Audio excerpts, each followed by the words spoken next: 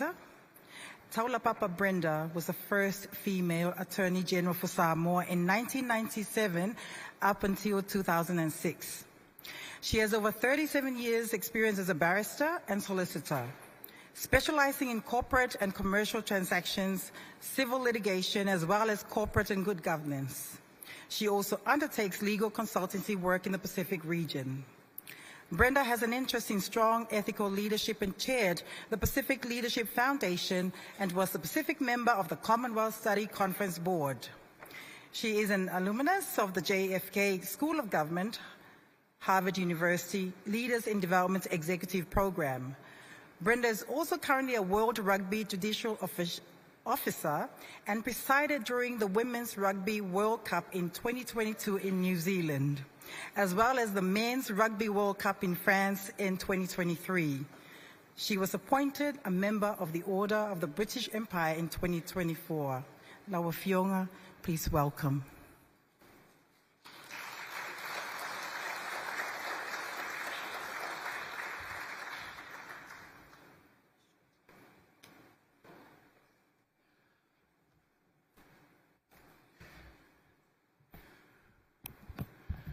Ia o te whaatalo whātu, i re paian man malmalu, tupu mai e. Mai Samoa whaapewha e manalalangi, atoa. O a whio ma papa ao e nei whamutanga. Ai mesele whio lo whionga te mai tai Palemio Samoa, whaapea foi le alii Palemio Tuvalu, malu Minister Kabineta, malu foi o tātou mālo mai whafo. Greetings. Good afternoon and very warm greetings to the dignitaries, delegates, honoured guests and members of the Pacific and Commonwealth families who are here with us this afternoon for the final session of the Commonwealth Women's Forum. As you've heard from Loao, entitled Women at the Heart of Change, Leading Resilience and Innovation.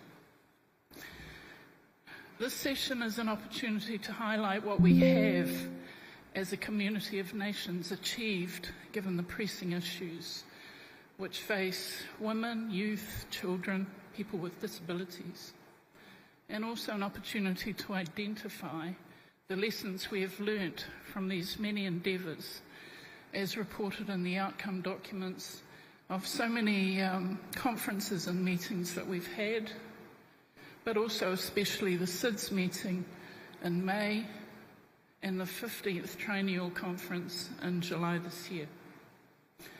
The role of leaders and their insistence and encouragement of the involvement and participation of women, youth, children and persons with disabilities at all levels of policy making, and also guiding the strategic direction of sustainable development, climate resistance and enhancing economic and gender equality is the key to transformative change.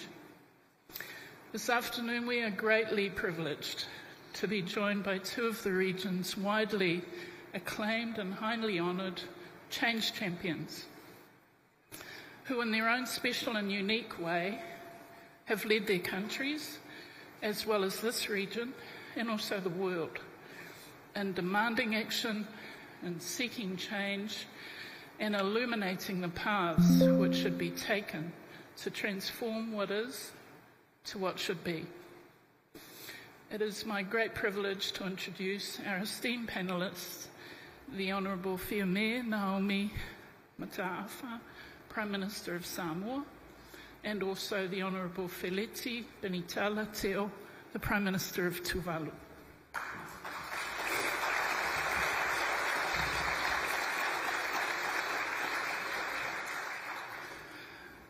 It's probably appropriate to provide a short biography for both our esteemed panellists, particularly for those outside the Pacific.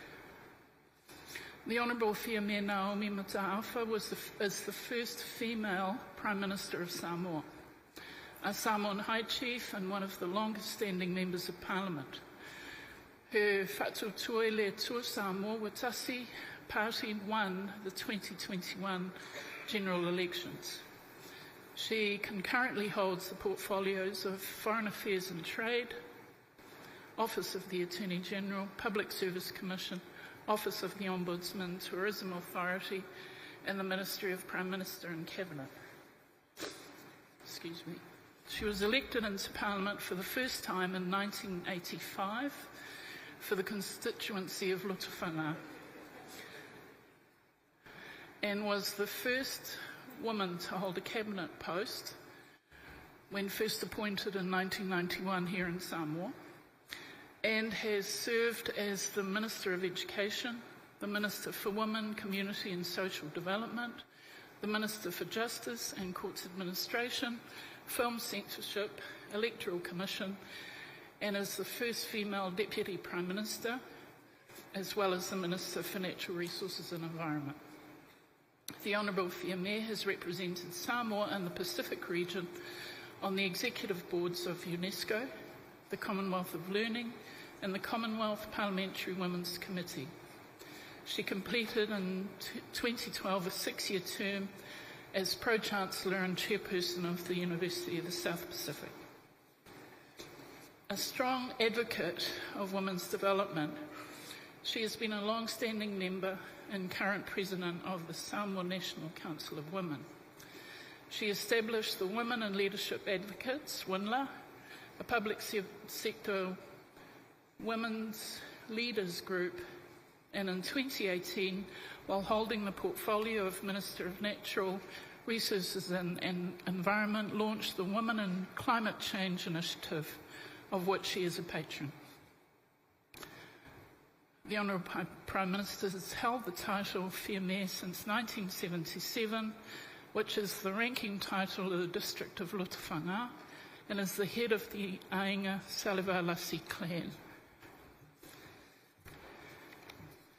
Moving to the Honourable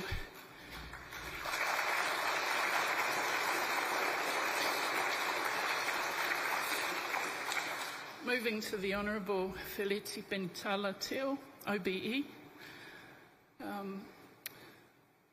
Honourable Prime Minister is a widely respected statesman and has been instrumental in advocating for climate change action on behalf of Tuvalu, as well as other Pacific Island nations. In fact, all of us. His work focuses on promoting sustainable development, gender equality, and social inclusion. The Honourable Teo is a respected leader in regional policy making, having served as the Director General of the Foreign Fisheries Agency, Deputy Secretary General for the Pacific Islands Forum Secretariat, Secretary General of the Pacific Islands Development Forum, and an Executive Director of the Western and Central Pacific Fisheries Commission.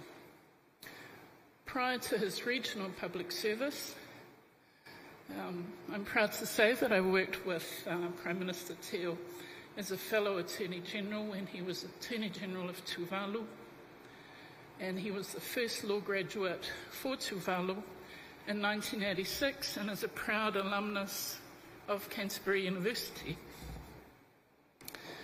For his public service, he was awarded the Order of the British Empire, OBE, in 2013. As a champion for women's empowerment, Teo has supported policies that enhance the participation of women in leadership and decision-making roles. He is also a leading advocate for international cooperation on climate issues, representing Tuvalu in global climate negotiations. If we could have another round of applause for our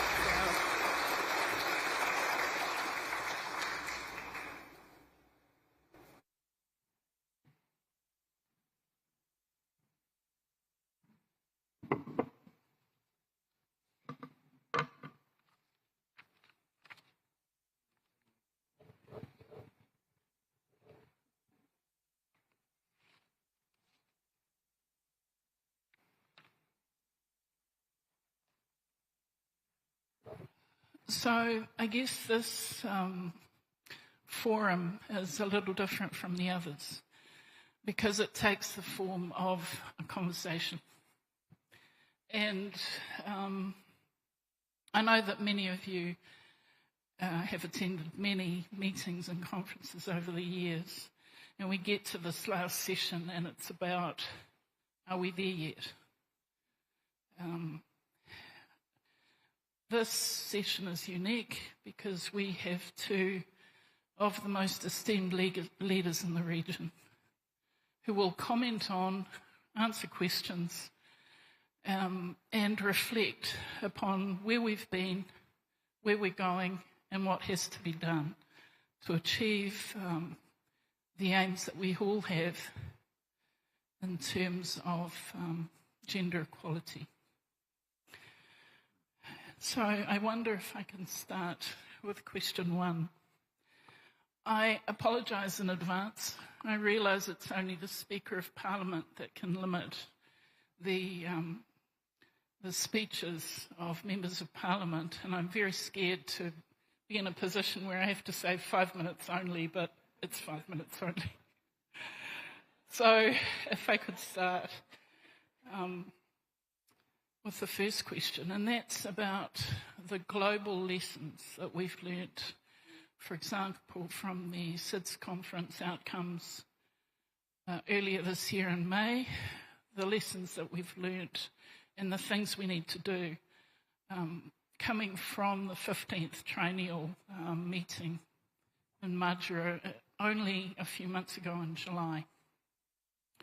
So the first question is, Honourable Prime Ministers, what key lessons from these conferences can inspire a global movement positioning women, youth, children and persons with a disability at the centre of transformative change? What role might the Commonwealth have to support this agenda? And you have 5 minutes each.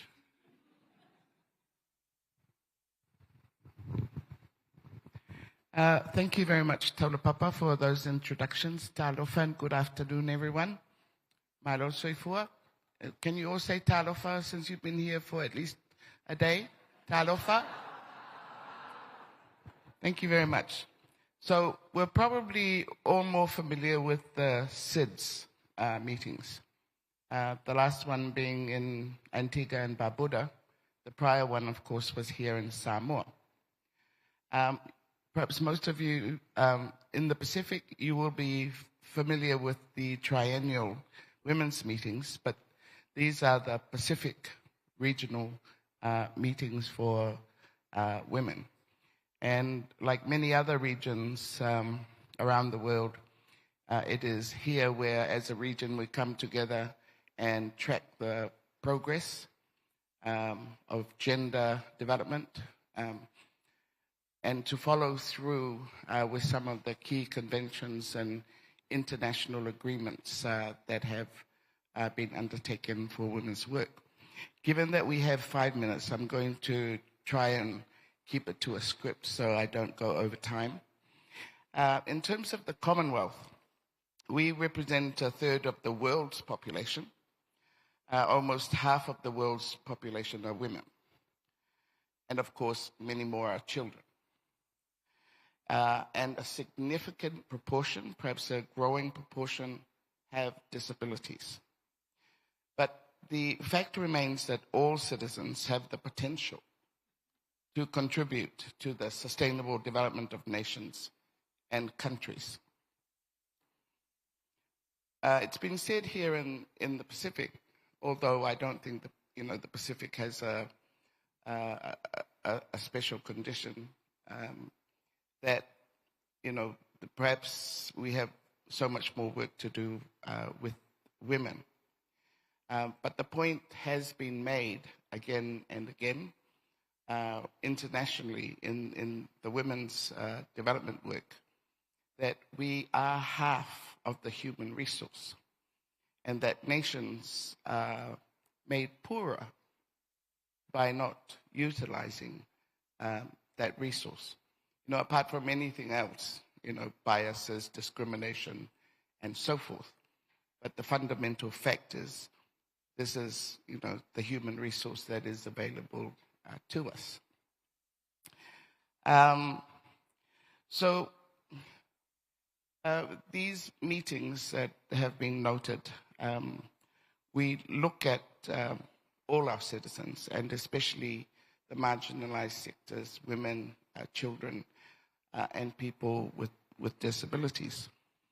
And in line with the whole base of utilizing the human resource, it starts off one, acknowledgement and recognition, and then secondly, ensuring that the support is available, opportunities are available for these sectors.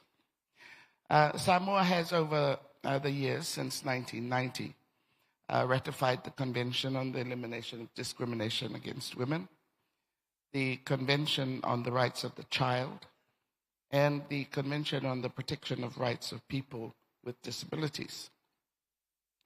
We have developed national policies and legislation that protect the interests and addresses the needs of the vulnerable groups, and ensuring alignment with and consistency with relevant international conventions and standards. I would have to say here, sitting next to a former Attorney General, that these conventions have greatly assisted with the development of national legislative instruments. And we've had the help from different agencies, and I think the Commonwealth has been one of those agencies that has assisted its member countries in ensuring that the national legal infrastructures are in place and are aligned to these international conventions. Furthermore, we have designed projects and programs important for policy implementation. Our accountability to the Human Rights Council has consolidated a practice of monitoring and review, and have been able to assess where Samoa is at from time to time.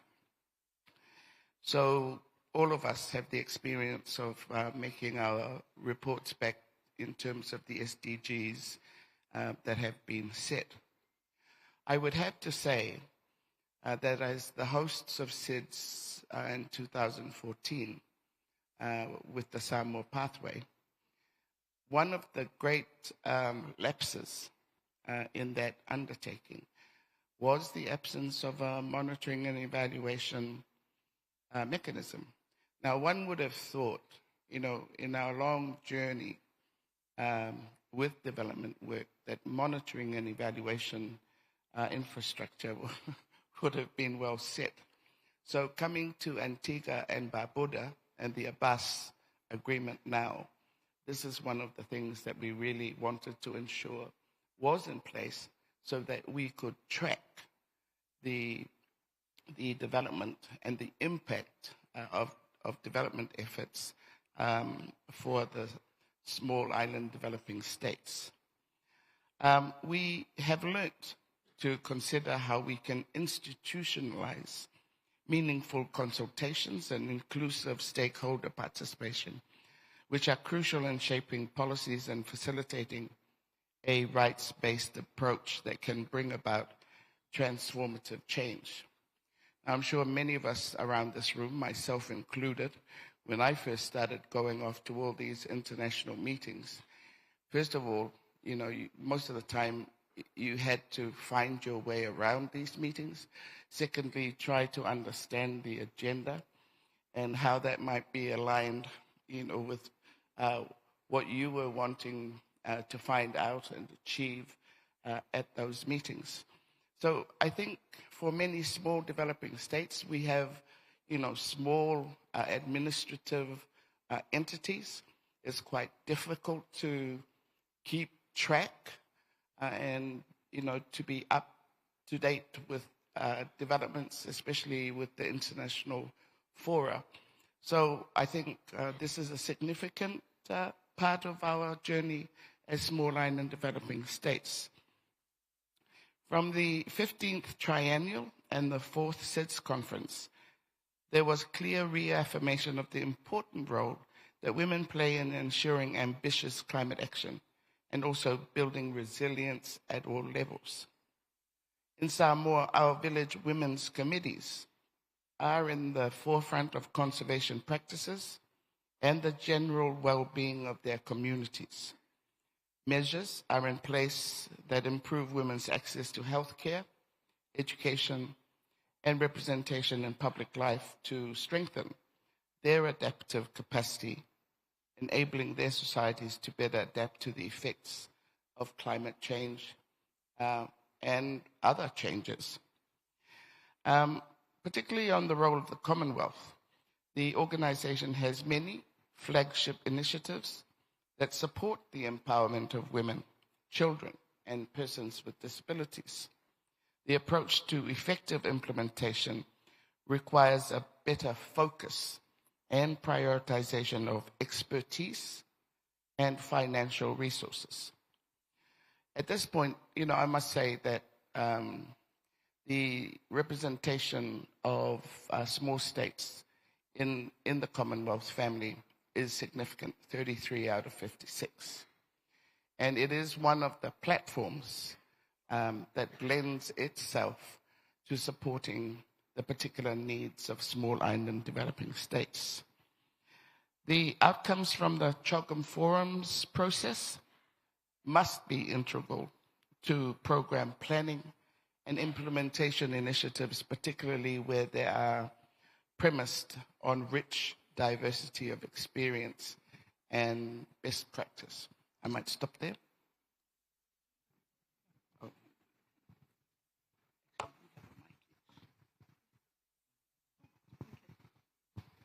If I could ask the Honourable Prime Minister Teo for his submissions in 5 minutes. Okay, thank you very much, Moderator. And I must admit, what a lovely opportunity to meet up with you again this afternoon.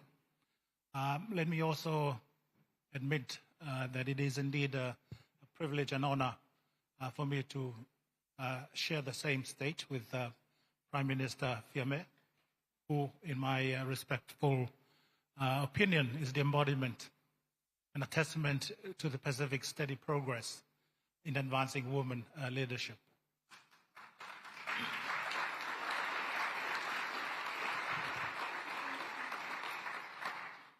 A moment that I will certainly share for a long time into the future. But coming to your question, Brenda, as Pacific people, we have long been inspiring global movements for transformative changes.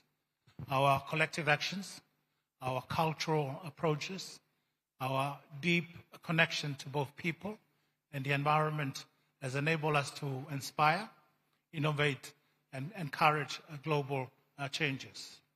30 years ago, Pacific Women led the conceptualization of the Pacific Platform for Action on Gender Equality and the advancement of women for sustainable development, positioning the Pacific as a leader even ahead of the 1995 Beijing Declaration. Pacific women, even at an early state, were able to clearly define the relation between gender equality and sustainable development. The same can be said for climate change and the Pacific's ability to inspire global movements. Like gender equality, climate change is a cross-cutting issue that intersects every aspect of our current and future lives, especially for us in Tuvalu and other Pacific countries. Current forecasts for Tuvalu predict that in less than 26 years from now, by 2050, over half of Tuvalu's capital land territory will be regularly flooded by regular tidal surges.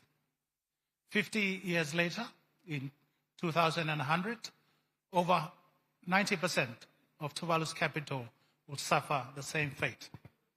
These predictions don't account for severe weather conditions like cyclones, hurricanes, and tsunamis, which will exponentially expedite the reaching of those predictions.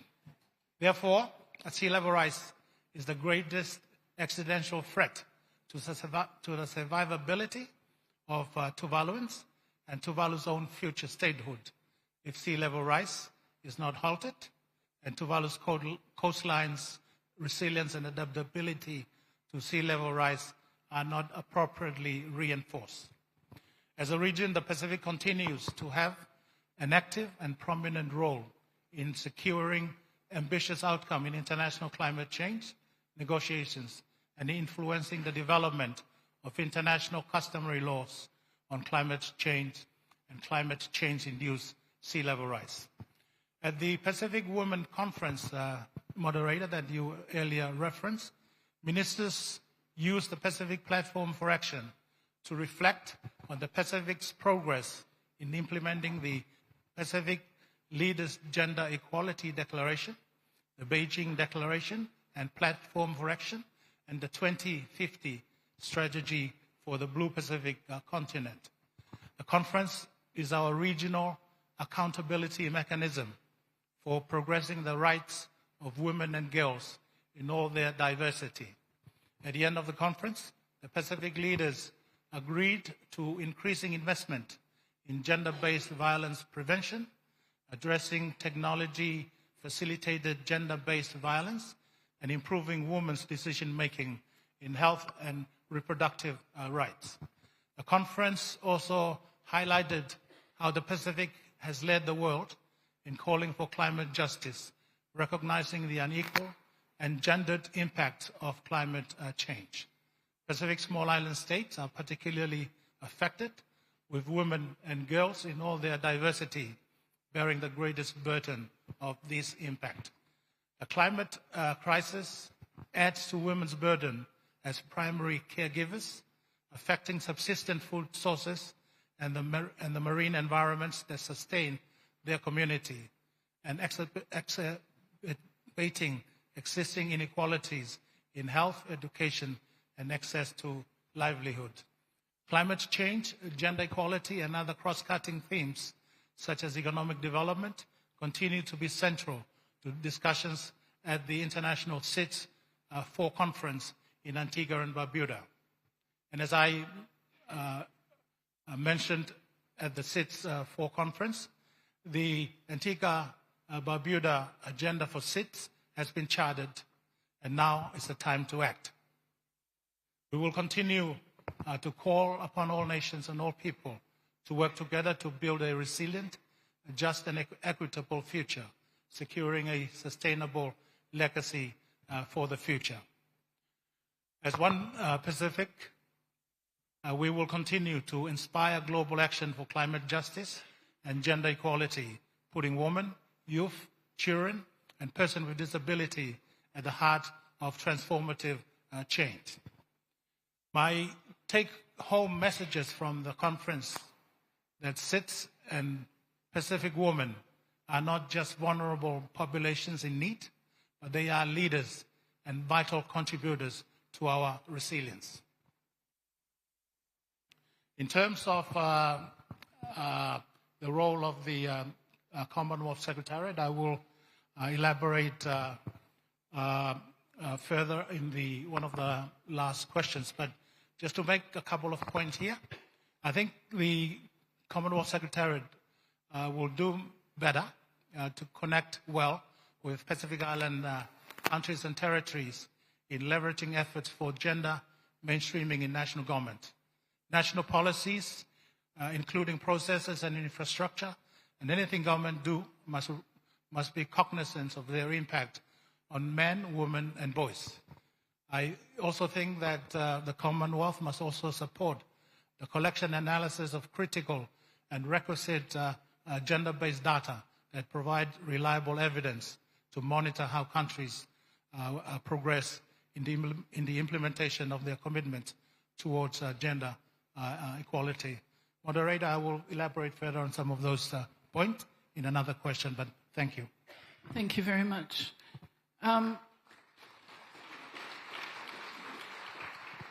With your leave, Honourable Fiame, I wonder if the Commonwealth family can applaud the powerful and unique role that Tuvalu has played in raising climate as an issue that everybody needs to think about, and particularly for this region.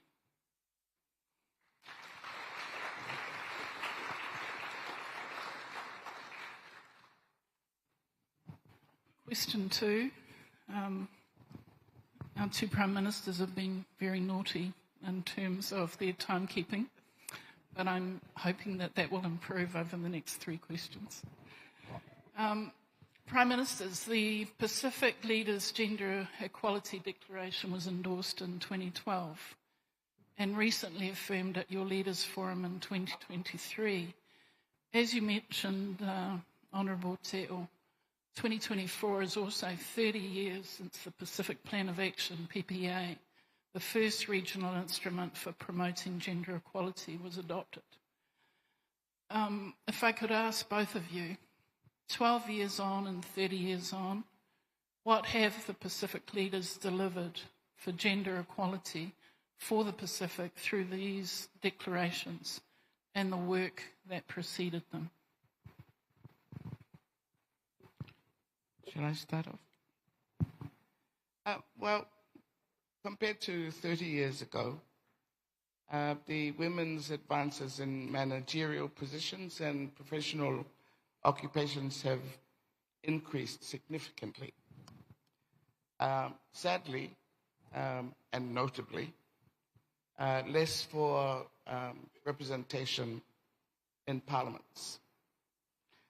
Our current statistics show women outperform their male counterparts academically, and that there are increasing numbers of women occupying roles in the public sector, private sector, the judiciary, and civil society organizations.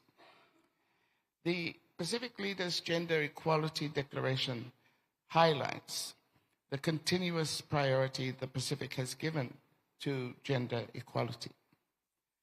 There has been success, but the reaffirmation means that we need to redouble our efforts to deliver on the call of the declaration.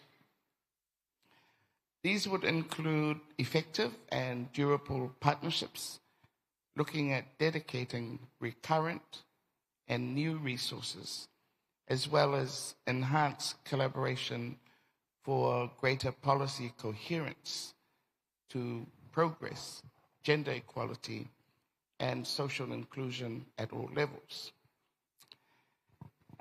Coming back again to this constant review and monitoring and evaluating, our efforts to ensure the implementing of these declarations and programs are indeed making impact we were hoping for.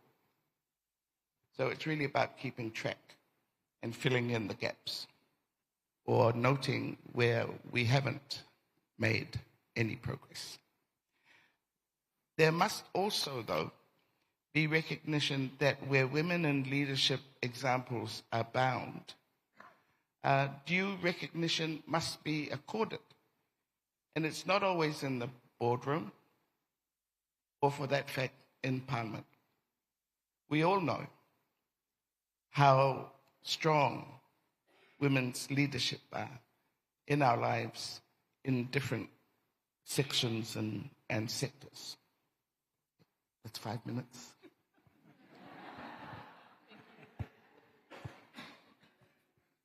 Thank you. I think the declaration that you referenced has been critical in advancing gender equality in the Pacific. Especially over the past 12 years, we've seen progress, particularly in understanding how to support women's economic empowerment. However, we now realize that focusing solely on formal businesses was only part of the solution there. In Tuvalu, much of our economy relies on informal activities, especially those carried out by women. For instance, women's handicrafts generate significant income for households, often more than remittances or non-subsistent businesses.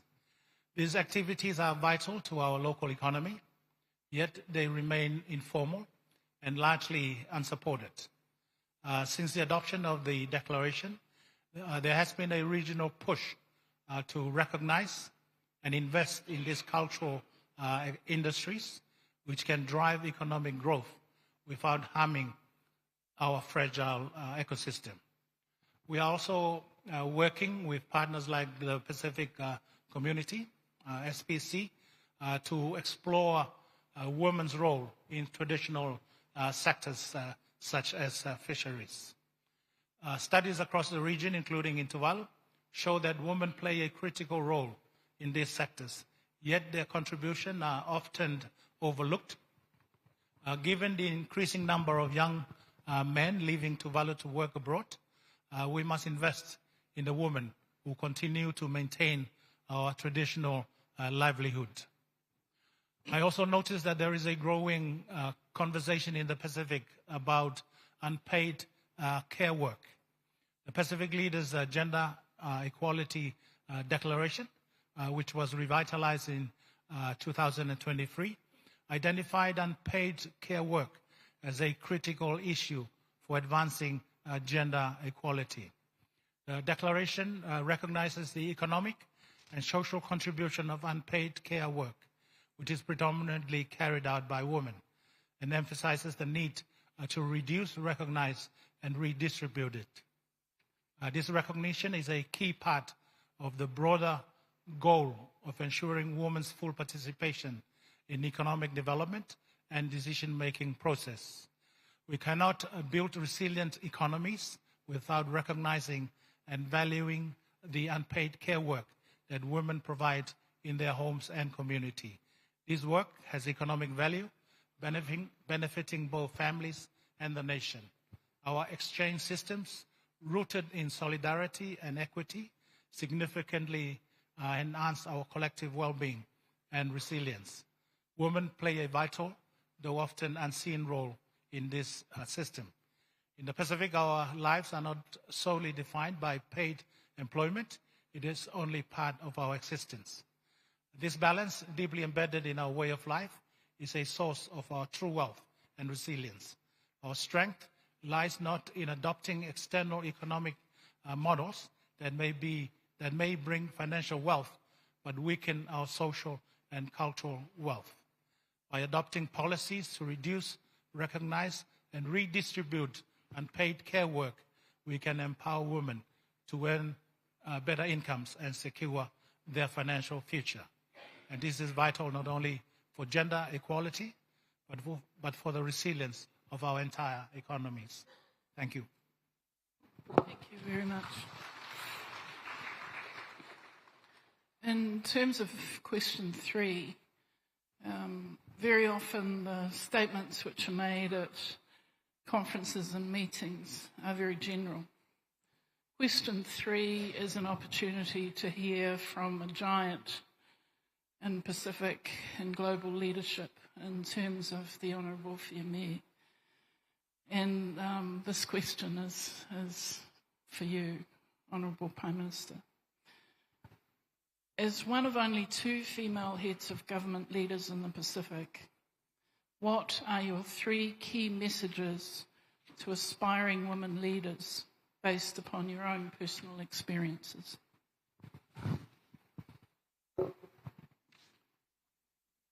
Okay. It's very interesting what my notes say. It says, Prime Minister speaking notes. Here are some suggestions, but best to speak from your own personal experience. How do you like that for officials?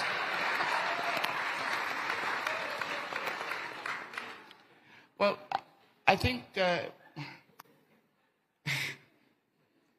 first of all, our life journeys are different, right? there's no cookie cutter or menu for these things. But for myself, I grew up from a very traditional Samoan family.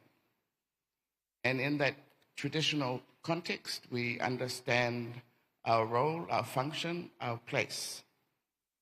So, my role is function. I'm female child, female young person, female adult.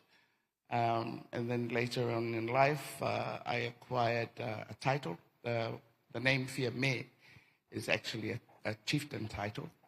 Naomi is my given Christian name. So all those frame where your standing is and how you evolve. And I think it's very important too from a gender perspective because of those roles and functions that you have. And within that context, though, all these questions that we are looking at this meeting about the protection of human rights, the availability of opportunities, justice issues, and so forth, you consider those in your particular context. So my first one is a traditional one. And I think the message I have to say from the traditional base is that quite often, whether it's a Samoan context, European context, African, Caribbean, your position and status sort of determines how you navigate.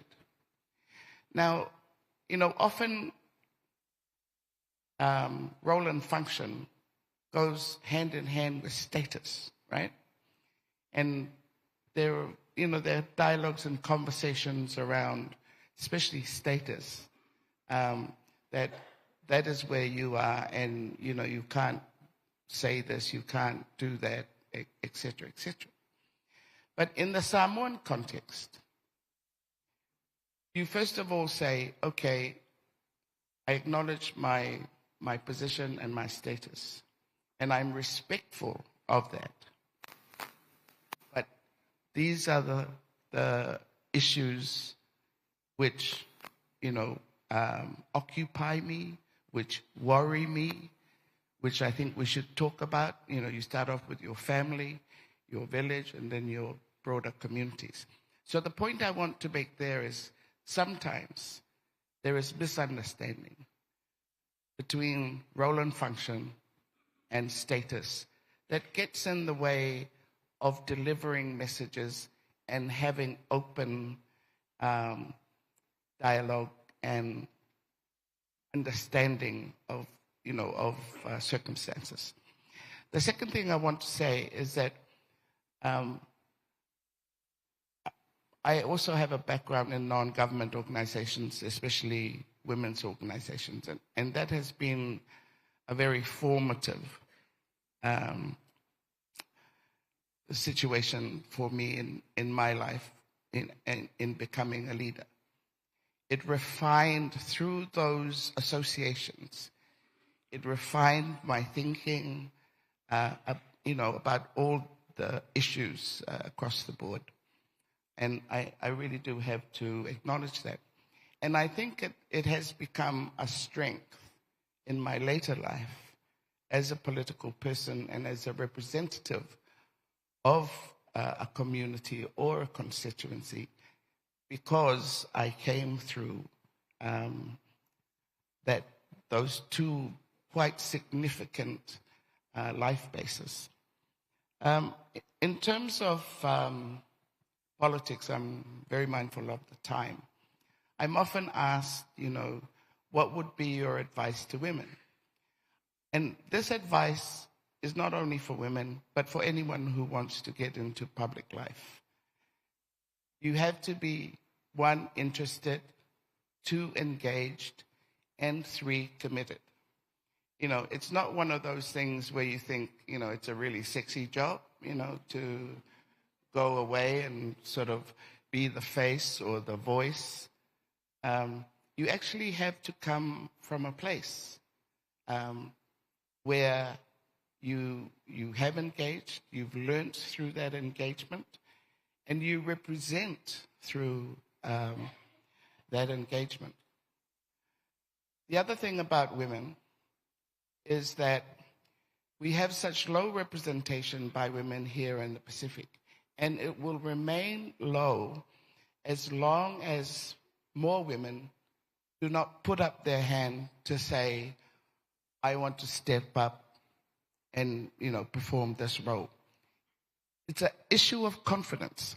Prime Minister Teo, he spoke to a truth about our region.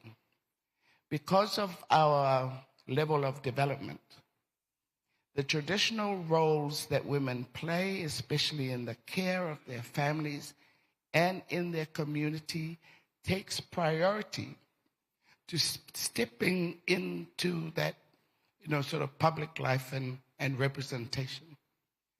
But where we are able to step into it is, I think, also an issue of confidence.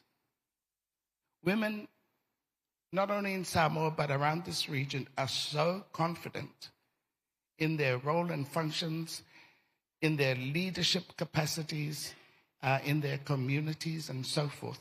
But somehow, when it comes to national public life, they step back. So that's another message I would like to give to the sisters. You're more than capable. And in fact, you could probably do a lot of stuff with your eyes closed and one arm tied behind you.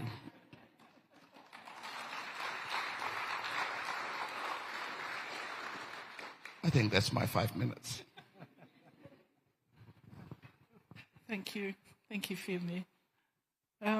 Lest, Honourable Teo, you thought you'd get away without a personal question. Question 4 really engages an issue about men and boys. Where do they stand whilst women's empowerment is pushing ahead? So my question, Prime Minister Teo, is Tuvalu's leadership has been instrumental in advancing gender equality and supporting youth in the Pacific. How do you see the role of male leaders in advocating for women, youth and children's leadership and gender equality in the region? Thank you, Brenda. The Pacific conferences on women that you referenced at the start of this Talanoa, I attended those meetings, and I was the only Pacific leader, the only male leader that was in attendance. And I think about 90% of the participants at those conferences were all women. And one of the points that I made to them is that it's for them to encourage more male leaders to participate at their meetings, because they are simply preaching to the converts, given that 90% of the participants were females. So as the only leader that was in attendance in Majuro, as you can imagine, I was the darling of all the lady ministers in attendance. I was quite popular in Majuro. I'm not sure if I'm the only Pacific leader that has the gender mandate. But Brenda, I am quite new to politics. I only took up become a politician earlier in the year, and didn't quite expect to rise so quickly to the leadership of the government. But I made sure that the gender mandate comes under the office of the Prime Minister.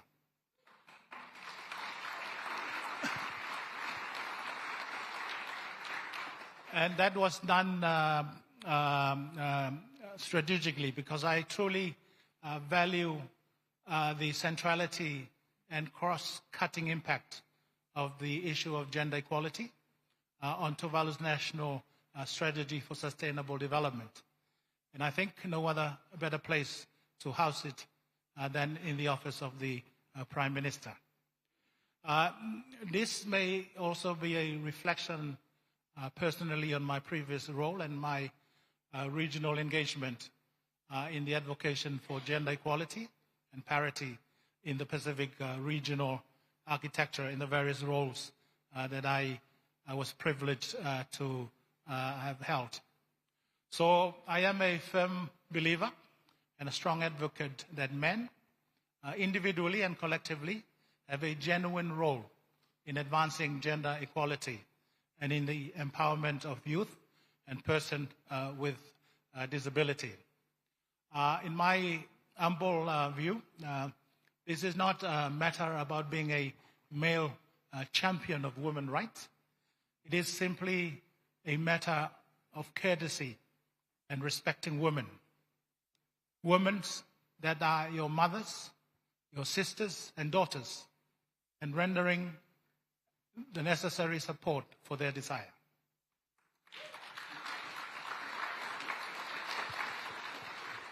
As a father of two lovely daughters who have grown up and gone on to become successful women on their own right, I always reminded them that regardless of where they may be, I will remain their best friend and their greatest supporter. At the wedding of one of my daughters, I made it known to all the guests present, an admission or a testament that for my entire marriage life, I've never laid a hand on my wife. Not once, and still hasn't. And I expect the same at the time from my soon-to-be son-in-law. And I haven't had any complaints so far from my daughter.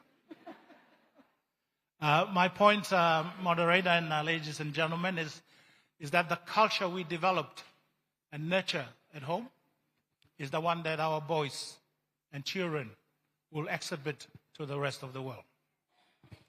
So as a leader and a male leader, I urge all of us to reflect on how we raise our boys, how we may often unconsciously instill feelings of entitlement, superiority, and even aggression. And equally important, let us examine how we as men treat the women in our lives. We need to look at what is happening to women around us to see how many of them are tired, are stressed, and afraid. And we need to decide to do something about it. As men, we need to step up as role models. The way we treat women, children, and persons with disabilities shape the next generations. If boys see men threatening women, if boys see men treating women with respect as our equal, they will grow up expecting the same in their relationship. If girls see their fathers valuing their mother's contribution and sharing responsibility, they will know that they deserve the same respect in their own lives. In Tuvalu, our cultural values of Lotodasi, which is togetherness, Pangatasi, which is equity, and Alofa, which is love and compassion, they all demand of us to protect and uplift everyone, regardless of their gender and ability. Violence, disrespect, and exclusion have no place in our society. By promoting these values in our policies and in our daily lives, we create communities that are inclusive, resilient, and stronger for everyone. We can make a difference in many areas, at home, in our workplaces, and as leaders in our communities. Men must be part of the conversation. not only to advocate for gender equality, but to actively dismantle the barriers that hold women and others back. This is how we build a society where everyone, including youths and persons with disability, can thrive. And after saying all that, there is much left to be done in terms of increasing female representation in the decision-making process, particularly Parliament, as earlier alluded to by Prime Minister Fiamare. Apparently, only 10% of parliamentarians in the Pacific are women, if you exclude Australia, New Zealand, New Caledonia, and French Polynesia. In Tuvalu, and I will say this shamefully, there is no woman parliament in our 16-member parliament in Tuvalu. And I think for the reasons that Prime Minister Fiamare shared with us, those are also the constraints that women in Tuvalu. There was a single female member of parliament for the last two parliaments, but unfortunately that female parliament lost their seat, and it so happened that she was the only female candidate. So I support full-heartedly what Prime Minister Fiamare shared. For women to engage, they have to step up, they have to be courageous, and they want to participate in order to increase the level of women participation at the highest level of decision making. Thank you. Thank you.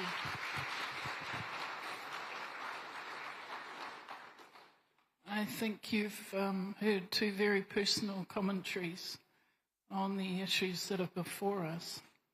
And I thank Honourable Fiamare and also Honourable Teo for their candour in expressing their own life experiences and how important it is for young women and men aspiring for leadership to remember some very important lessons in which their experience will be grounded. Now, to add a little frisson of excitement as the last question for this session, we have two representatives from the Youth Forum who will ask the Honourable Prime Minister's two questions, a question each. And that's Ms. Sanjini Kalan Wickramasinghe and Mr. Jamal Willis. If they can make themselves known. Sanjini?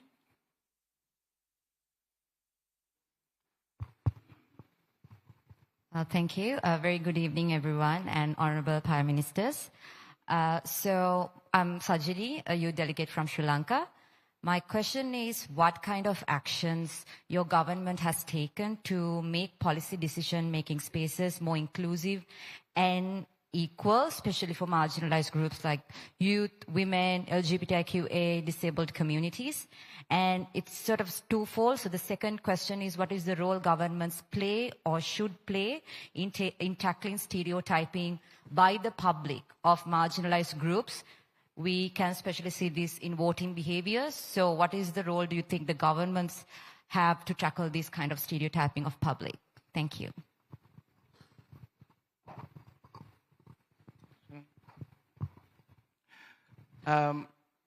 We have the Ministry for Women, Community and Social Development, and this is the ministry that essentially has the biggest reach into the community and into the particular sectors that you referred to. So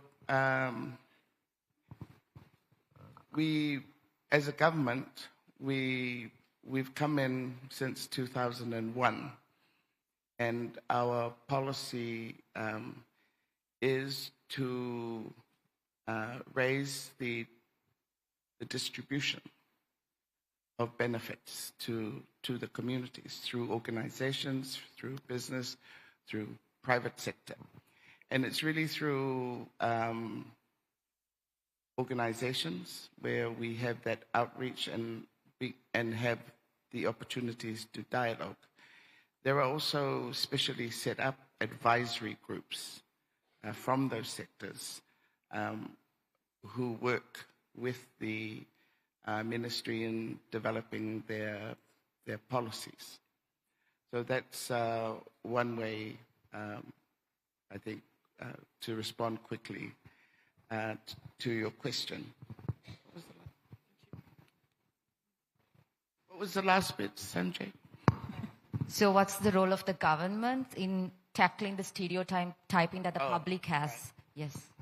Well, really, it's building better public awareness, right? And bringing to the fore the specificity of issues, of challenges.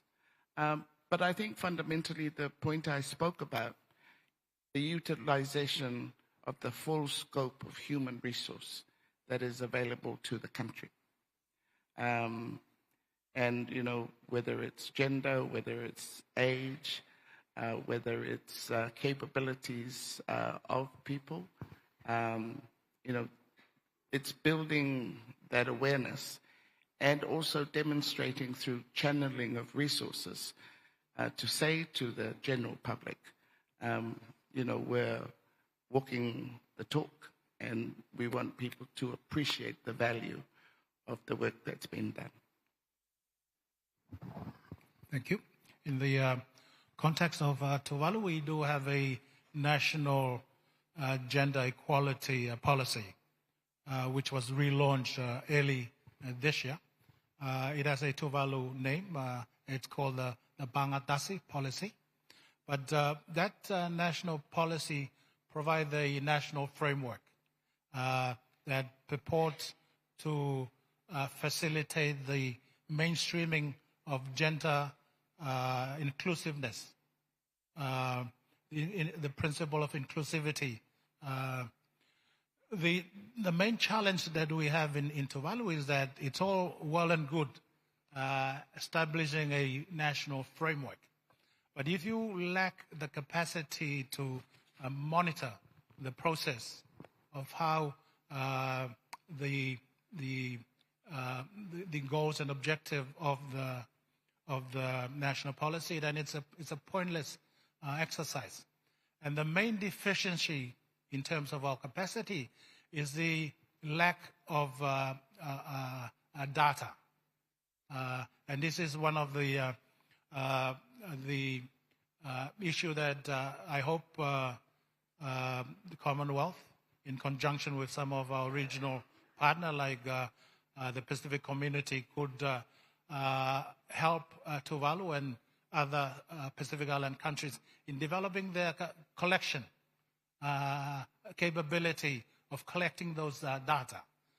If you go to the police, Tuvalu Police Services Office, and ask them for gender violence related cases, they don't have a database for that. But not only are we asking for the capacity to be able to collect, we also have to have the capacity to be able to analyze those data in order to make sense. So that if we have a monitoring and evaluation framework that allows us to track the performance of some of the target performance indicators in the national policy, we need evidence to back them up. And that's where we fall. And obviously we need to commit to report on some of our reporting obligations under some of the international convention. And we need those data to enable us fulfill those reporting obligations. Thank you. Thank you. I hope, Sanjini, that's answered your question. Could I now call upon Jamal Willis from Harvard to ask his question? Talofa, to all the amazing women leaders and men in the room. Honorable Prime Ministers, thank you. My name is Jamal Willis. I'm from Jamaica in the United States, representing Harvard University and the Youth Forum. At the forum, we've discussed the need for youth to drive policy. However, a lot of us who belong to national youth forums and youth parliaments feel as if it's not leading to real action. So my question to you both is, how can the government ensure that youth feel as if we are actively contributing to legislation?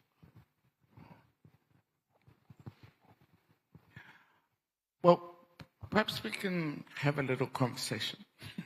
I mean, it's a two-way thing, right? So you have the youth councils. I have to say that many moons ago, I was involved with developing the National Youth Council here. And throughout the years, we've seen them sort of ascend, descend. I don't know whether it's the nature of organizations, the representation. So I think quite often it's very challenging for youth in developing national youth councils that they can sustain that. Because I think sustaining really helps in terms of building upon, agendas that have been developed. And I stand to be corrected, but I think that is the challenge in many of our regional youth organizations, or they haven't been able to sustain them. They have moments where they're up and they get a lot of attention, and I think they impact governments and their decisions, and other moments they don't. I think we have to look at why, and why, one, perhaps they're not as engaging as much. And, the truth about youth, and we can say this now because, our youth has passed, is that one of the truths is it's a transient thing, right?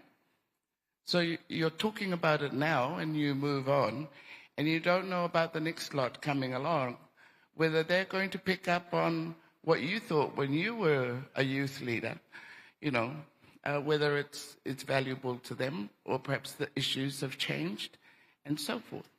So it is a very good question, not only for youth, but any sector that is wanting to influence government.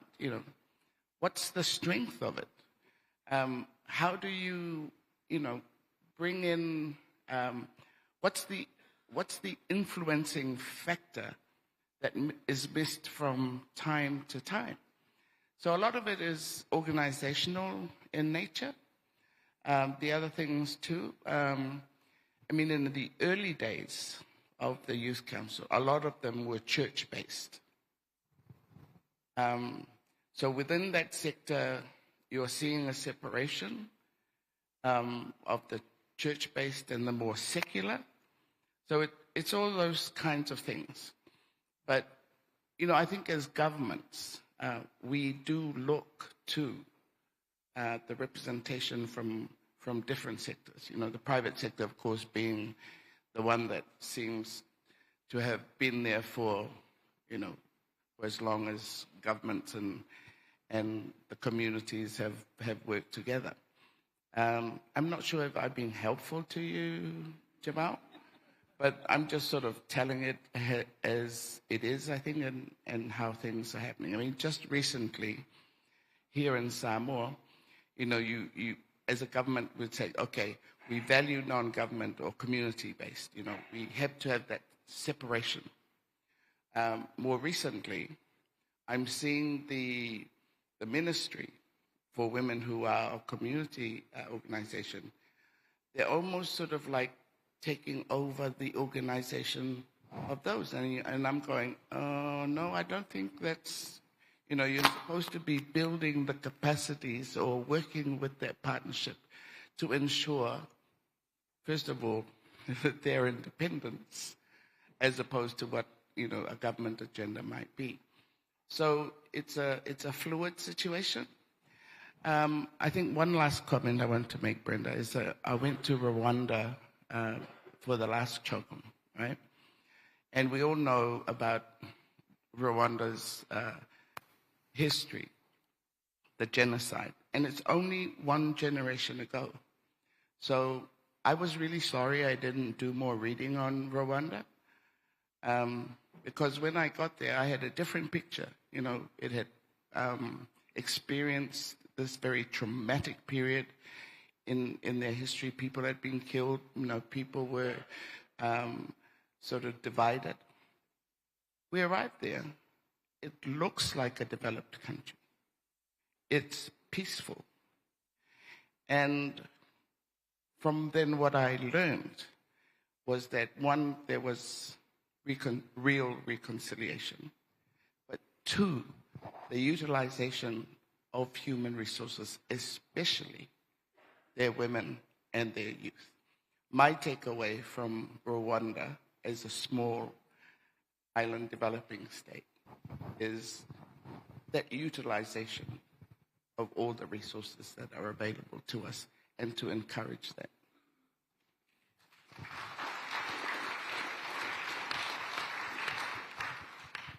No, I've got nothing to add. Well, I think it's organizational constraint. It's also a matter of resources. Classic example, in Tuvalu, we have a small sport unit that comes under the Ministry of Education and Social Welfare Development, Human Resource Development. And this is, I think, is only a 1 or 2 man team. So the entire sport unit are in a pier attending the youth conference. There's no one back home managing the youth issues. So I think it's a matter of competing priorities. And for some reason, in the context of Tuvalu, a very small budget is provided for the youth. And as I said, I think the youth unit is a 1 or 2 man or 2 people unit. So if you have a major regional conference, the entire unit comes and attend that conference. So I think it's also a matter of profiling the youth issues. And I'm very glad that some of the development partners, some of them are in the room, in their project guidelines, they are insisting on how such a project will benefit women or youth. So those elements kind of compelled officials that are given the task of putting together a project proposal to make sure that some aspect or element of those projects benefit some of these marginalized groups, including youth. But it's a very good point that you made, and I think the short solution is giving them more resources to empower them to lift the profile of youth issues in a country. Thank you.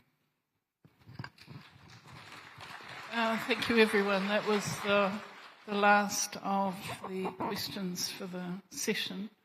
And I hope, Jamal, that's offered some interesting points for you to deal with in terms of the youth. I need to first apologise to the Honourable Prime Ministers for attempting to limit their commentary. Please forgive me. But other than that, could you all show your appreciation for the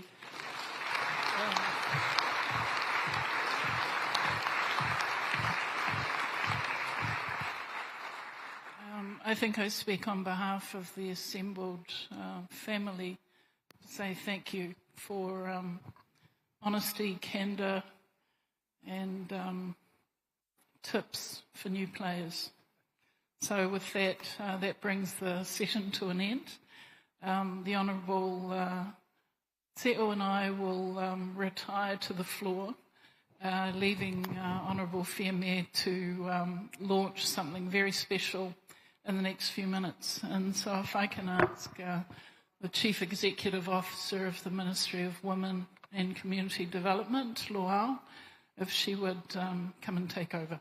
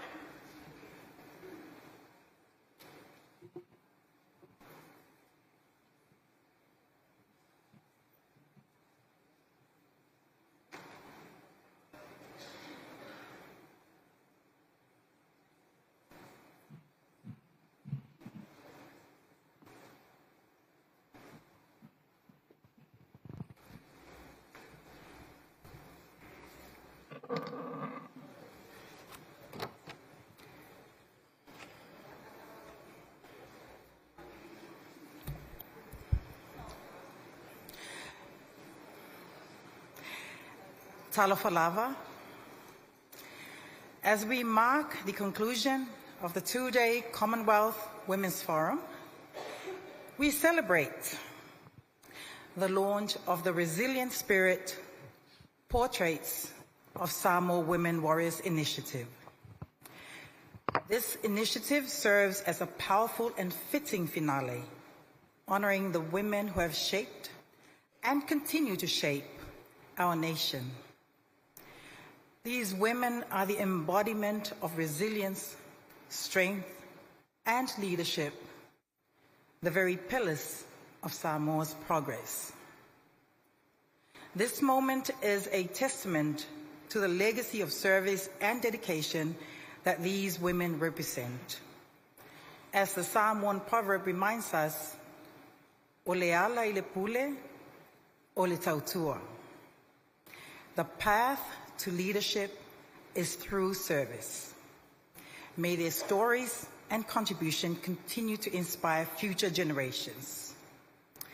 Before we continue, it is my privilege to share a very special message from Her Excellency, the Honourable Sam Mostyn, Governor-General of the Commonwealth of Australia. Talofa lava. I am delighted to send my warm greetings to everyone attending the Commonwealth Women's Forum. I am deeply sorry I cannot join you in Apia for this important event. Congratulations and best wishes to the organizers, speakers, and attendees. The stories, ideas, and experiences that emerge from this conference will be a vital and wonderful source of inspiration and progress for the years ahead. Samoa's leadership on gender equality has brought about substantial national progress in education, politics, and public service. In your example, we see how doors open for everyone when bright, passionate women lead the way. Samoa's Walapuipui National Prevention Framework for Ending Violence Against Women and Girls, which you launched during these proceedings, is a substantial national initiative to end gender-based violence. With the moving Let It End With Me campaign to engage youth in the pursuit of a culture of nonviolence, Samoa is moving with purpose to end the scourge of violence against women and girls. As you enjoy the exhibition of Resilient Spirit, Portraits of Samoan Women Warriors, may these powerful portraits of Samoan mothers and women empower your own journey to advance gender equality for all. Thank you. Ladies and gentlemen, it is with great pride that we acknowledge our partnership with the Government of Australia and UNICEF Pacific in this significant occasion. We are honored to welcome Samoa's first female Prime Minister, the Honourable Fiamea Naomi Mata'afa, a true embodiment of the strength and resilience of our women warriors. It is my privilege to invite her to share a few words and officially unveil the Resilient Spirit Portraits of Samoa Women Warriors.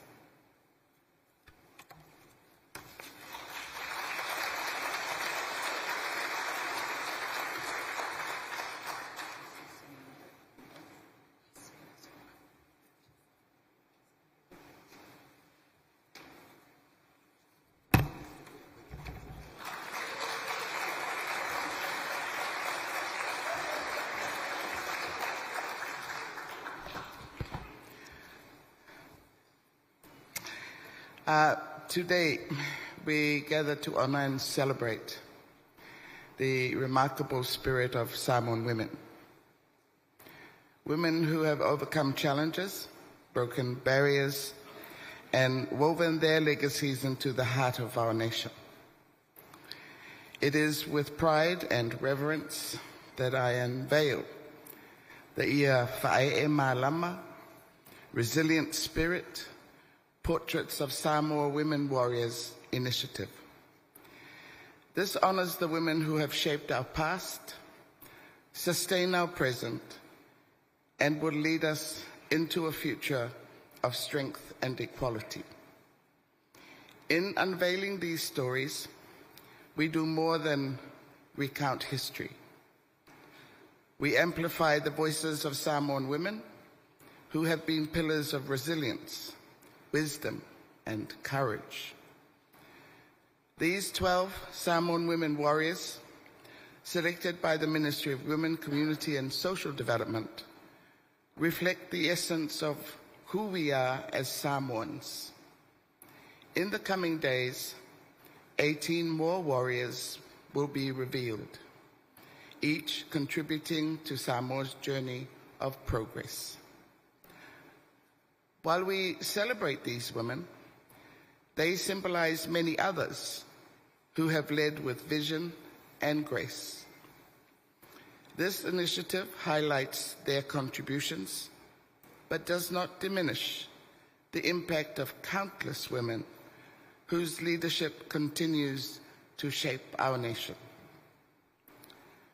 Reflecting on yesterday's Commonwealth Women's Forum, I am reminded of the powerful dialogue that called for greater connection, collaboration, and celebration of women across the Commonwealth.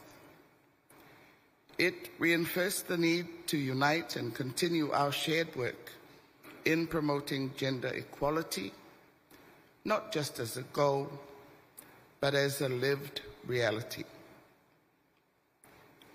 The Resilient Spirit initiative, inspired by the Voices of International Women's Day 2024, is a testament to the strength and courage of Samoan women. Gender equality is woven into our cultural identity, with Samoan women guiding our nation with integrity and vision from the earliest days of our history. As I present these first 12 warriors, I urge you not just to see their faces, but to feel the spirit and power of every woman who has stood in their place. Let their resilience and leadership inspire us to ensure that gender equality remains a lived reality, shaping our society for generations to come. I proudly present to you Ia Whae Malama, Resilient Spirit, Portraits of Samoan Women Warriors. The first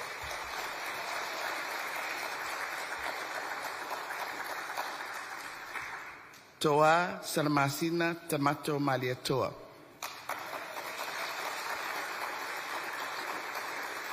A monumental figure in Samoan education, culture, and faith. Toa Salamasina Tamato Maliatoa dedicated over 50 years to shaping young women's futures as the first Samoan principal of Papauta Girls College. She is the first and only woman in Samoa to have a building named in her honor. The Ministry of Women, Community and Social Development in Apia, and her legacy of leadership and service continues to inspire generations. The Mau women. The Mau women were instrumental in Samoa's fight for independence.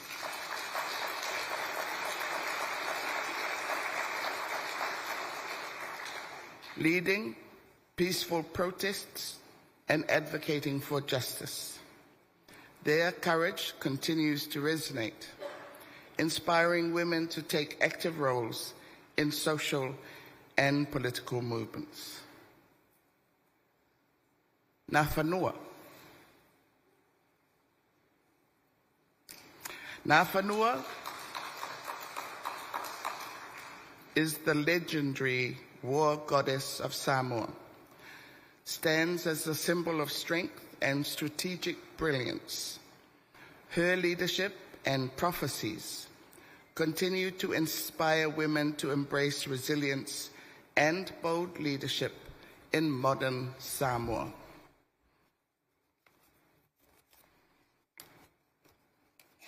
Titles unified Samoa in the 16th century, and Ngā Whanua's reign was characterized by peace and diplomacy, elevating the role of women in leadership and leaving an enduring legacy of unity and strength. Masiofo la ulu fitawi manamau mataafa.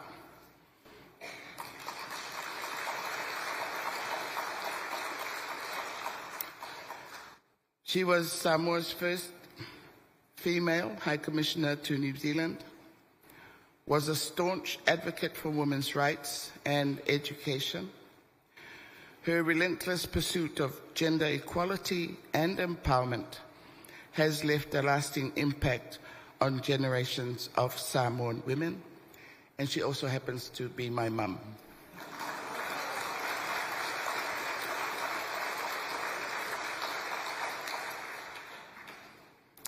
Le au pepe taula papa fai mala.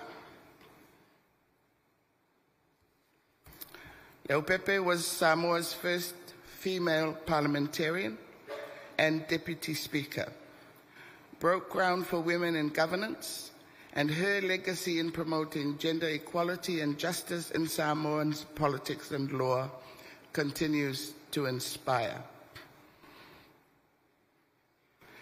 Taula papa Brenda Heather Latu.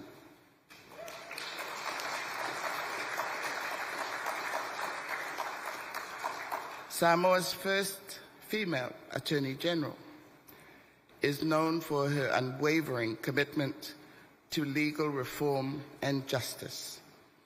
She fought corruption, championed electoral integrity, and left an indelible mark on Samoa's justice system. And our moderator today.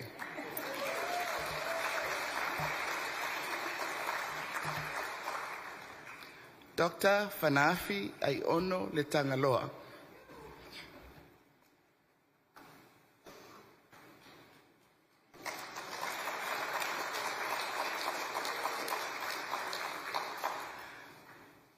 Aiono was Samoa's first female director of education, transformed bilingual education in Samoa.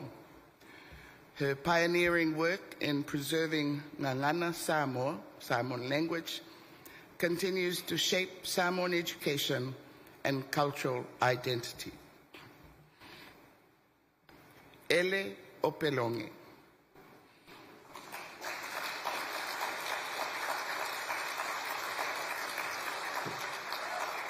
Ele is Samoa's first Olympic medalist, brought honor to Samoa with her silver in weightlifting at the 2008 Beijing Olympics. As the first woman from Oceania to achieve this feat, she remains a champion for women's empowerment in sports.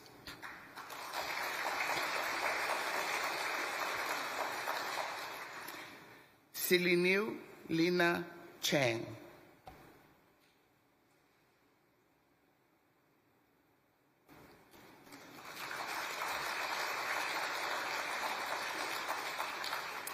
Siliniu is the president of the Samoa Victims Support Group and has been a tireless advocate for the rights of abused victims. Her work over the past 15 years has transformed lives and sparked movements for justice and healing across Samoa. Niava Mata Tuatangaloa.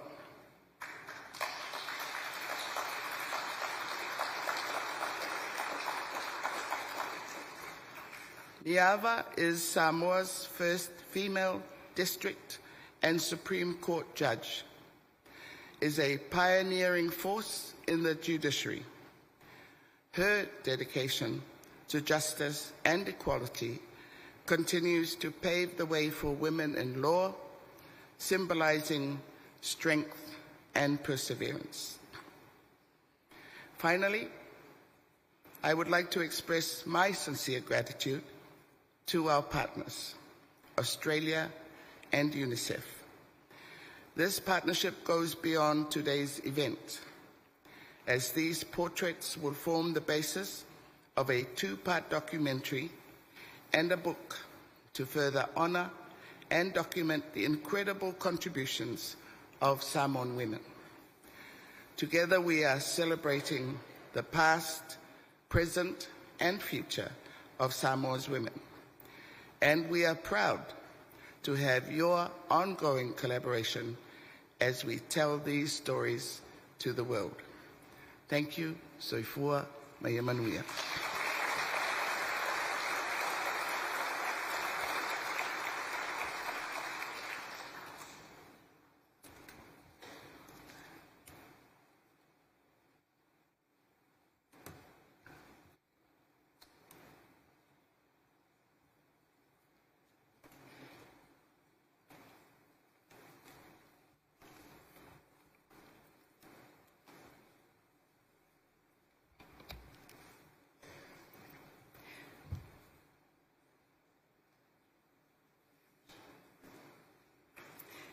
Yeah, whaftaitele lawa fionga, Honourable Fiame Naomi Mataafa.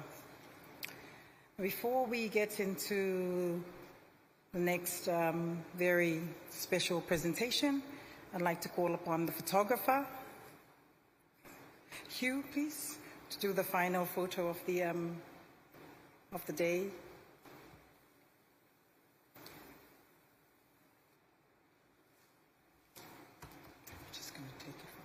We're just going to take a photo. Everyone wanted to have a photo with the Prime Minister, so we thought this is the best way to do it. Since we have to go early to another function, it's just we're going to take it from here. You're all in there. Now, look, up tight. Watch out for the... Can we go? We have to take off.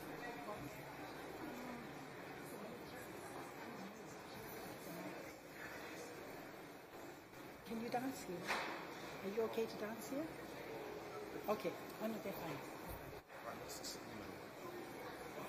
I'm not going to move her out. No, they're both there. Yes.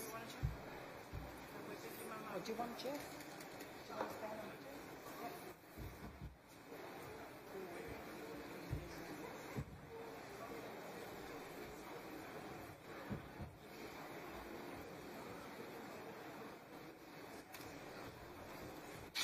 If you'd like to be in the photo, could you please stand up at the back and just move a little? Huddle, please. Yep, please.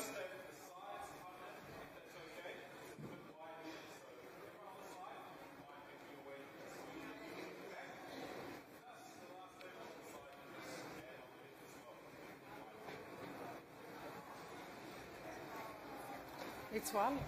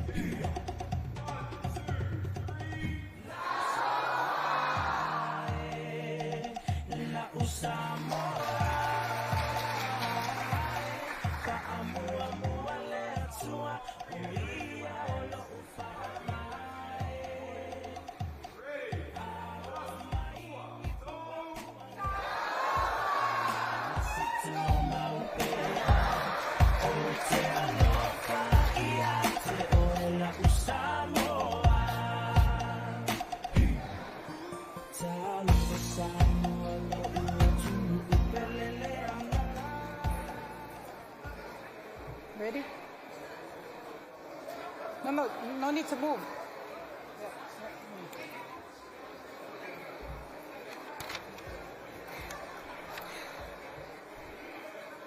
As we continue this journey of honoring our women warriors, we are privileged to introduce a special performance that captures the very essence of their courage and spirit.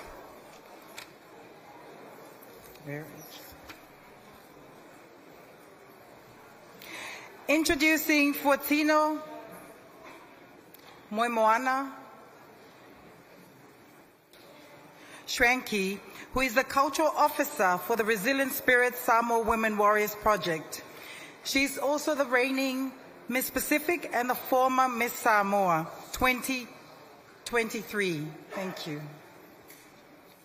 She is a distinguished youth, culture and environment advocate, representing and working with Samoa and the Pacific locally, regionally and internationally. She is also a senior tutor at the Matavai Pacific Cultural Arts Center since 2013. I present you Moimoana and her little sisters.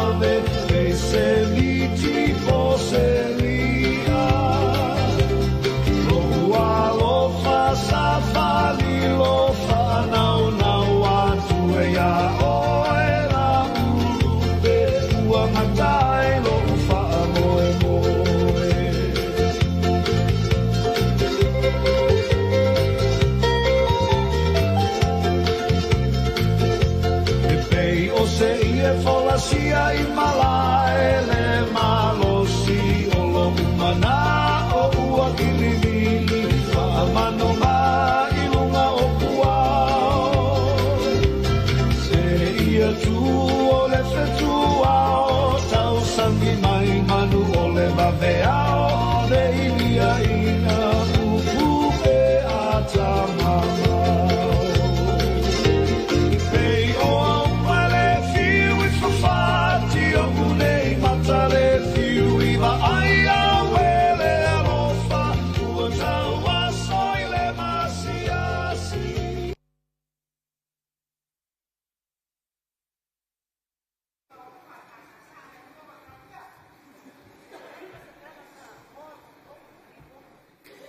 Yeah,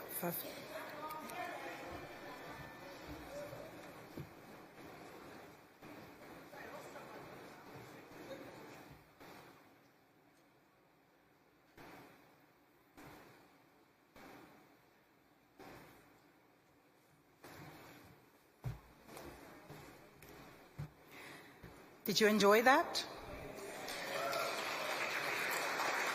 What a way to end the two-day forum. Thank you very much for that. I'd like to now invite Jenny, who is our counterpart from London, the ComSec, please to come, and there's a few more things that we're going to go through before tonight's event. Thank you.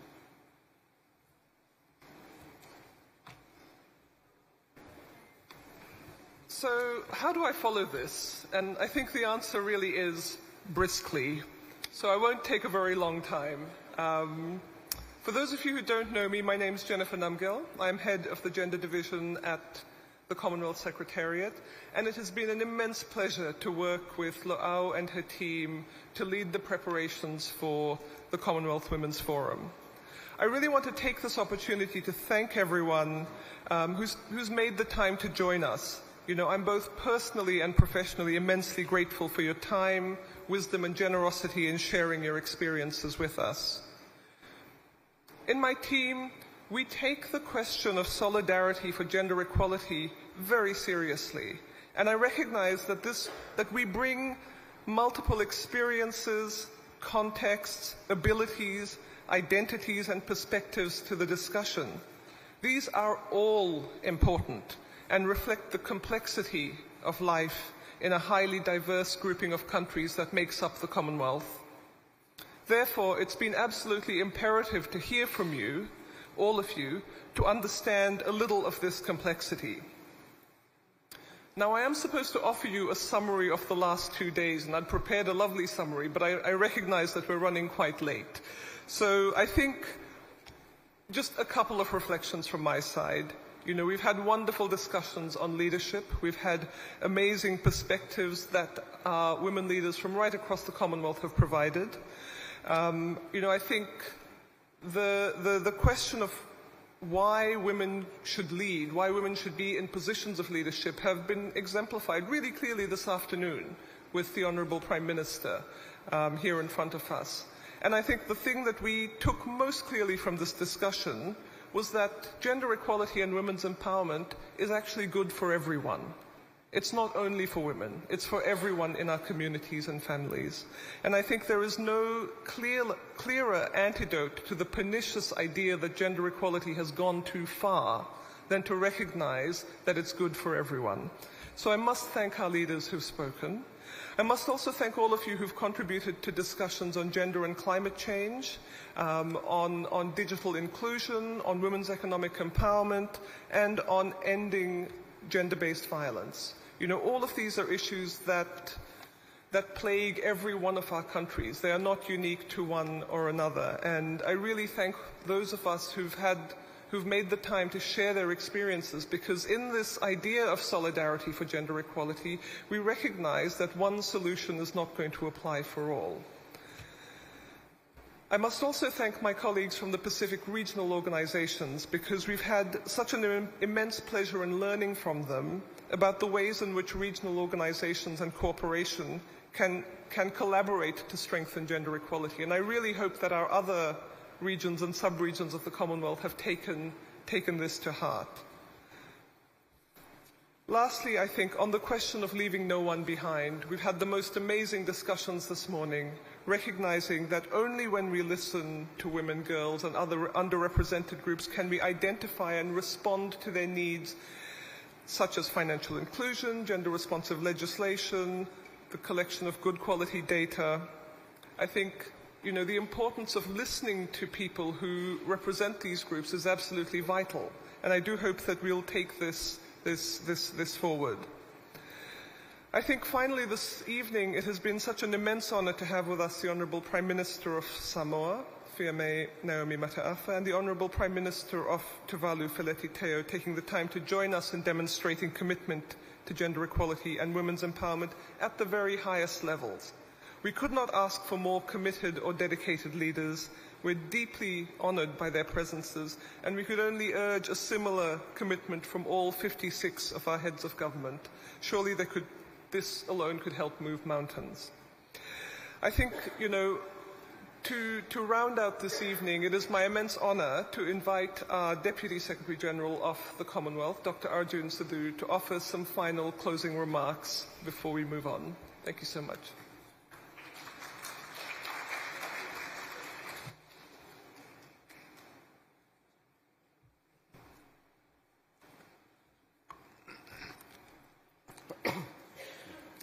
Thank you very much, Jennifer. I promise you I will not keep you long. You've had 2 long days. Very warm greetings, ministers, excellencies, distinguished delegates, Commonwealth friends and colleagues. First of all, I would like to express our profound gratitude to each and every one of you for voluntarily giving us your time and your knowledge over the last 2 days, fortifying our partnership and truly exemplifying solidarity for gender equality. I do applaud the government of Samoa for being the first Pacific Island country to host CHOGM. I think a round of applause is that. And in particular, I commend the Honourable Mulipola Anarosa Alemolio, Member of Parliament, Minister for Women, Community and Social Development, and her team for their great dedication, commitment, hospitality and diligence in delivering what has been a very smooth, informative and productive Commonwealth Women's Forum. Ladies and gentlemen, gender equality has been a hard-fought battle for decades. Yet, despite many commendable achievements, and we've heard some of these today, this afternoon, it appears that progress has slowed, and if the status quo does remain, we are not in any way on course to achieve gender equality by 2030, or sadly in the decades to come.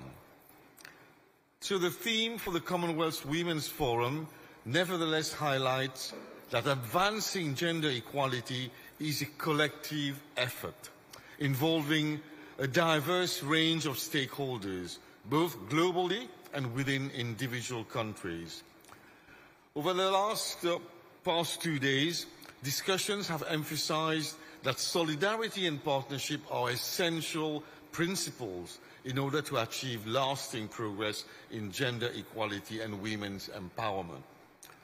In the Commonwealth, we consider gender equality fundamental to our shared goals of social and economic development, democracy and peace building, as well as crucial in tackling the issue of climate change. In line with our charter, we do recognize, ladies and gentlemen, we do recognize that gender equality and women's empowerment are basic human rights. Over these last 2 days, there have been lessons shared and meaningful discussions which have culminated in this closing plenary.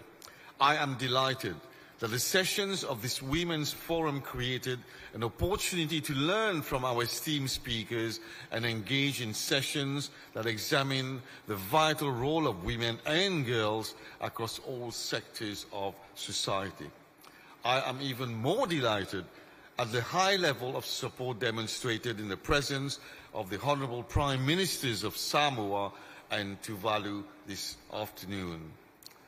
The discussions over the last 2 days encompass critical issues such as the need for women in leadership, gender-responsive climate policies and action, the eradication of violence against women, the inclusion and participation of the most marginalized and vulnerable women and girls in development processes and policymaking. And lastly, the importance of digital inclusion in women's economic empowerment. Throughout the 10 sessions, we have examined the critical components necessary to achieving gender equality in line with the overall theme, that is, collective action for a resilient Commonwealth, solidarity for gender equality. We shared best practices, legislative examples, and of course, strategies to move forward. We have gained first-hand insights from distinguished women leaders about their paths to leadership and the key areas of focus in their work, including enablers, challenges, and ways in order to accelerate women in leadership. Ladies and gentlemen, on the issue of gender and climate change, I am also very delighted that this forum created the platform to investigate the key barriers and challenges faced by our Commonwealth member countries in incorporating gender considerations into climate change, along with proposed solutions to address these obstacles. One of the Commonwealth's priorities on gender equality is ending violence against women and girls, and we've heard about this earlier today. According to the World Health Organization, and this is just amazing when you hear those statistics, according to the World Health Organization, nearly 1 in 3 women worldwide have experienced physical or sexual violence in their lifetime. I mean, this is the most despicable piece of statistics that we can hear from. These statistics, ladies and gentlemen, are not just numbers. They do represent real people, real pain, and shattered dreams. It is indeed timely that this forum considered effective initiatives to end gender-based violence, which are grounded in positive expressions of cultural context. As we conclude, we are assured that the outcomes will be presented to the heads of states later this week through our foreign affairs ministers.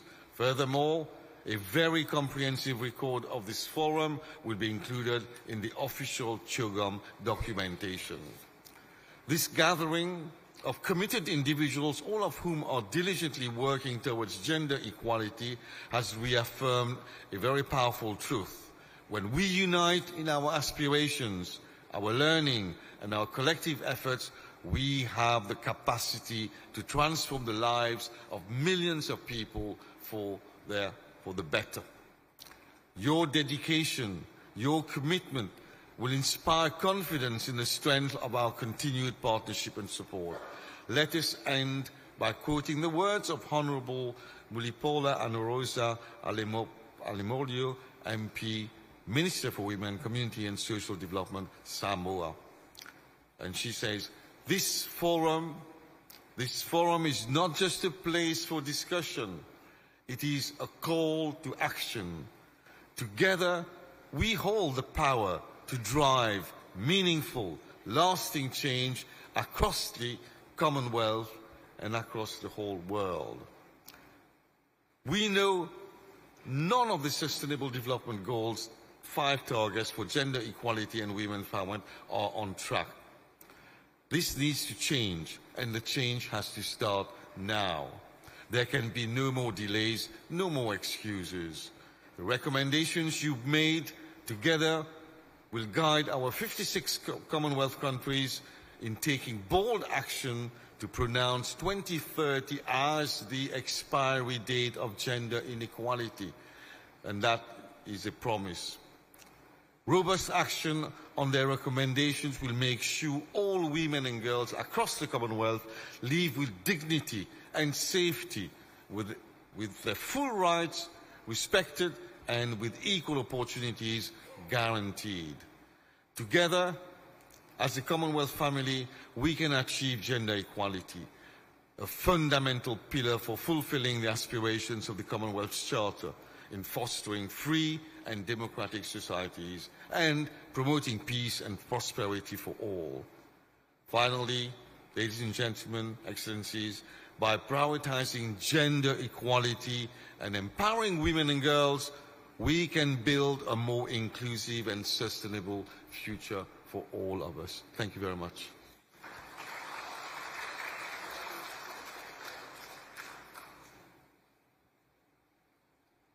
Thank you very much, DSG. And so now, distinguished delegates, it falls to me to say thank you all so much for your presence and to remind you, just a little bit of housekeeping at the end, that the Government of Samoa is hosting a reception for all the forums this evening at St. Teresa's Retreat at Leuva'a. For international delegates, delegates who require transport, I believe the buses will be departing from the front of the building, from the front of the convention center, sorry, not the front of the building, so downstairs where we took the photo yesterday. We hope to see you all there. Thank you all so much.